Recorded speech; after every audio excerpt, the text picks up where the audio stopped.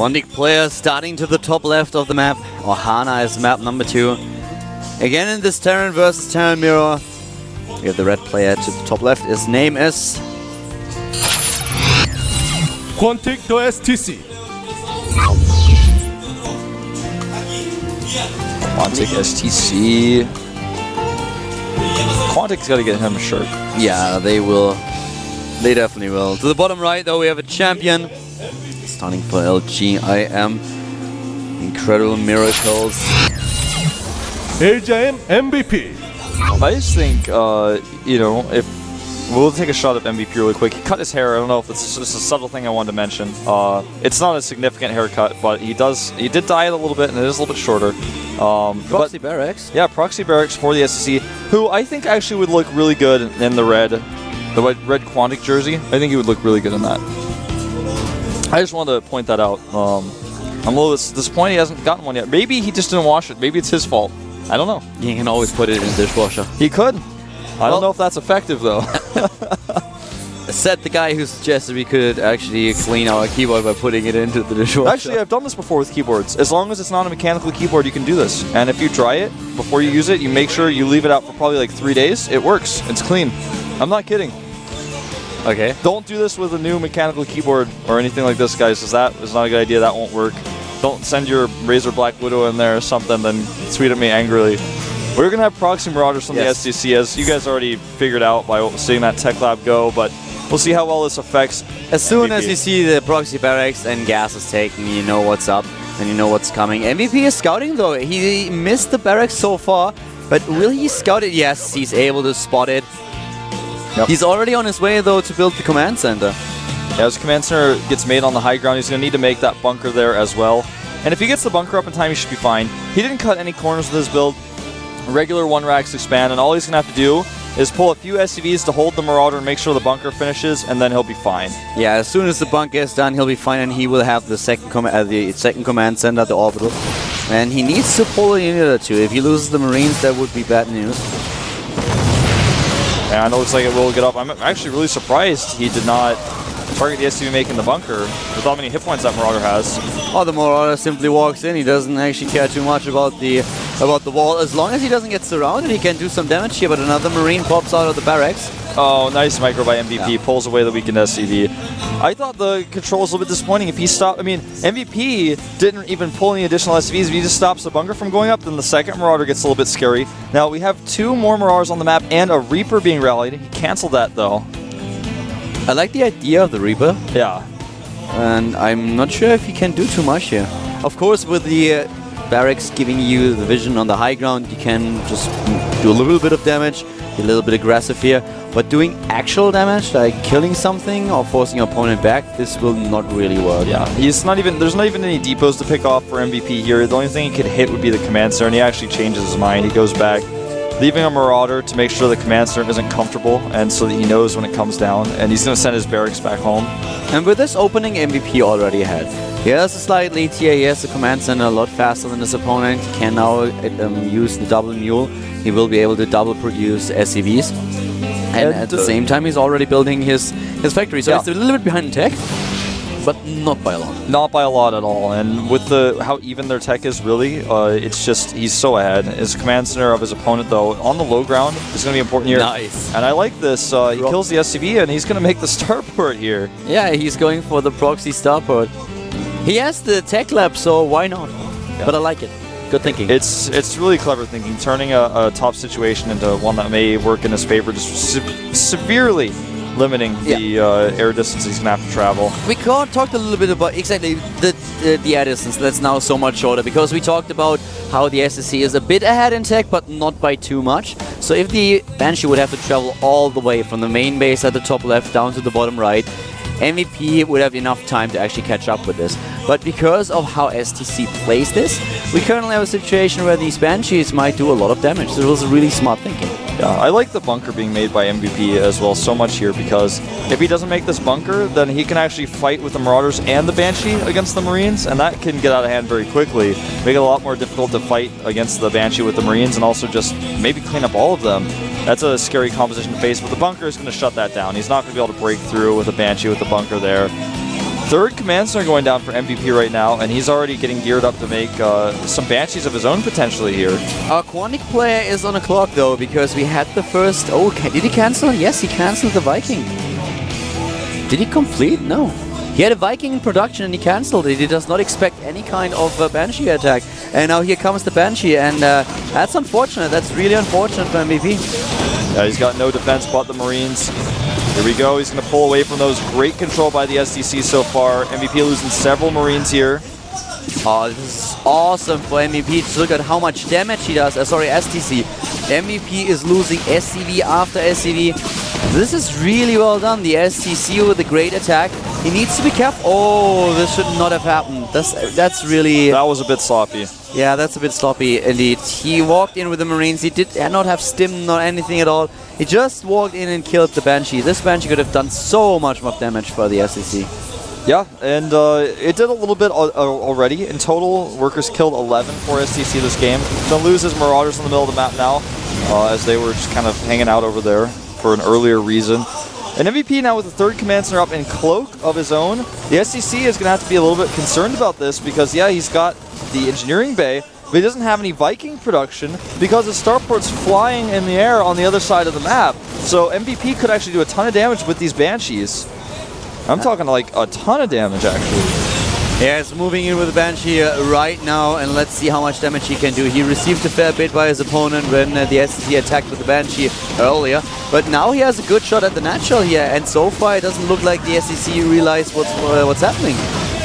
No, well, he's trying to rebuild the turret. He's more concerned, I guess, about these units that MVP is taking out in the middle of the map. The STC, he's just suddenly falling apart to MVP's aggression, and Cloak is finished.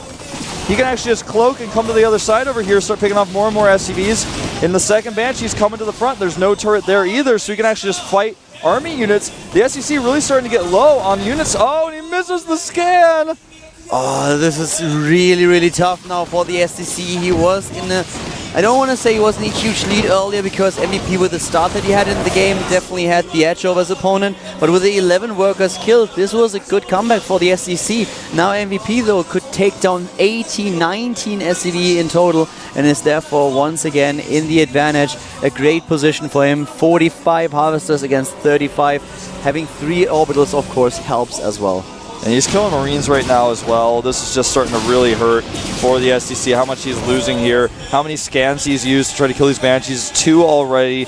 That's 270 minerals per scan that he's not going to have right away. And MVP now has the comfort zone to continue his mech production and take a third command center on the low ground, something that the STC has not even started to produce. No third command center for him. And he's going to find himself on a clock, really. He's already 25 supply behind in total. He's moving out now.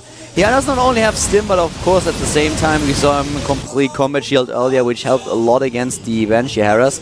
Now with the first few medevacs out, he tries to apply some pressure. MVP seems to be ready though. He has his Hellions. Blue Flame upgrade is on its way. With Blue Flame he will be able to defend a lot better against the Marines. But it's a tough spot for the SEC to be in. This is really tough to come back. Yeah, this is basically going to come down to maybe luck. If he, or, you know, not necessarily luck, but basically he has to catch MVP making a mistake. Like right now, if he can actually get these 3 drops into the main, 2 turrets are up, but if he goes in at the right angle, he may actually be able to unload all of these, and this would not be a mistake by MVP, but it's just a little bit of a bad chance for him. Here we go. All these Marauders in here, and now he's got the concave at the top of the ramp. How does he use it? Will that finish? I can't tell you. It didn't finish. No, it didn't. Now he's just trying to take down the add-ons, but here comes the army for MVP moving in. Another missile turret is being killed. He has still the chance of getting out there. And the SCVs have been pulled. A great drop by the STC, doing a lot of damage. Maybe the chance of coming back into this game. It's a tough choice though. He's losing a lot here, not only the Marines and Marauders, but also most of the medivacs are already gone. Another attempt at the third base. Surrounded by SCVs, just trying to buy some time until the rest of the army arrives at the scene. Yeah, and he has in total killed more SCVs now, about 14 in total at these, both the attacks at the natural, or rather at the third base and at the main. I don't know why I keep saying natural. So those two-pronged attack, I'm dying, I'm just falling apart here. Two-pronged attack did do a lot of damage, and almost most significantly killed those tech labs, so the barracks or factories couldn't make siege tanks, couldn't finish siege mode, and this is not a happy place for MVP, but he's still ahead here. Yeah, he's still a little bit ahead. You can already see the overall supply. And it was just the amount of SCVs that he just killed. The STC was able to take down 14 of them with a second attack, 25 therefore in total, which puts them both at roughly the same harvester count. But thanks to the third orbital, MVP can produce the SCVs a lot faster than the STC. He has the additional mules. And the Quantic Terran is now just attempting to set up a third base on his own. To the top right, building the command center. MVP with a nice scan, though, knows exactly what's going on here. And we'll find out how MVP is going to deal with this. He's stabilizing again. He's trying to be a bit more defensive now, just waiting for his upgrades to finish. And as soon as he's comfortable with his army composition and the upgrades, he will start to move out. And this is exactly now, trying to get into a good position with his Vec army, whereas the STC is still a little bit hesitating with this drop. Yeah, he's hesitating indeed. He knows that the drop is kind of... it's funny. The funny thing about drops is when you go for a drop, you have to accept the risk, when you're behind especially, you have to accept the risk of, I'm behind an army. So if I don't do damage with this drop and I lose my drop, I'm even more behind an army. But if I don't do the drop, then he's just going to have better macro than me, then I'm even going to be further behind an army still. So it's kind of a trade-off that you have when you do this drop. You've got to make sure that you don't waste it. You have to use it very well. And that's why he's being hesitant here. He doesn't want to mess this up. The drop to the bottom left, now the double throw just getting into position. He scouted his opponent's location, so he knows exactly where this army is positioned. And this triggers the attack of the STC. He's moving in with a double medivac now. Straight into the missile turret though. And he might be able to kill it, but not fast enough. And the first medivac is gone. Well done. Nice defense here by MVP, who starts to attack on his own now. Moves out with his army. Yeah, and he's pulled his SCVs here. A few Hellions coming to defend, but it's not quite enough. And MVP's army in the middle of the map may not be enough to fight this. Not until he's sieged. The SCC kind of circumventing him, though, going around the left side, almost as if he wants to go for a counterattack rather than actually going to fight this army. He may be trying to set up a flank, but either way, he's hesitating a little bit here, and this is allowing MVP to get into perfect position. Yes, you see, very indecisive here, trying to find a spot where he can engage his opponent's army. He scans ahead to know about the siege shot position, and now he has the units at the bottom right of MVP's main army. +2/+2 are not done yet. It will take quite some time for the STC to get these upgrades. He's moving in from both sides now, trying to do damage, but MVP, he seems to be ready here. A nice position to be sieged up. A good spread, though, by the STC. A lot of this comes down to that point defense drone. GG! MVP with a fairly quick 2-win here. The STC losing too much with the last engagement. A nice position for the LGIM player. He advances to Code S. The STC is going to play in the up and downs. Yep. He played well, but essentially MVP's defenses were too solid. MVP meching twice in a row here. One of the kings of mech right now in TVT, doing it better than most other people. So that concludes our first series. MVP, I think most people expected him to win and go right back into Code S. And well, he is our first player to advance and grab that Code S medallion that we saw on camera a few seasons ago. He was definitely the fan favorite here, and he played really well. He took the win 2-0 without any problems at all. So MVP, as you already mentioned, is the first player to advance to Code S today in the round of 3 of GSL. And the STC, this is the one player that will have to fight in the up and downs once again. Yeah. And the next game is going to be Gumiho against Squirtle, so we have a Terran versus Protoss coming up. This one should be really exciting. I think that Gumiho is still, to this day, actually a little bit underrated. And if he beats Squirtle here, he's going to show a lot of people that he's actually better than they think. Squirtle obviously being our finalist from last season. And this guy is a top-notch Protoss. He probably, a lot of people thinking he's going to go straight back into Code S, but he's got a tough opponent in Gumiho. He may have to find himself in the up and downs if he doesn't take him out here. We saw Gumiho play in GSTL recently, and in situations where Gumiho is behind, he hides bases, takes good engagements. He really knows how to play in a scrappy situation. And Gumiho in the Terran vs Terran that we've seen in the second round of the GSL Code A, he played really well, showed great performance. So we'll find out if he's able to beat Squirtle today and to advance to Code A, or if he will have to play in the up and downs too. We are having a 5-minute break, then we are back with the match. First map is going to be Whirlwind. This is the GSL Code A with Karl and Wolf.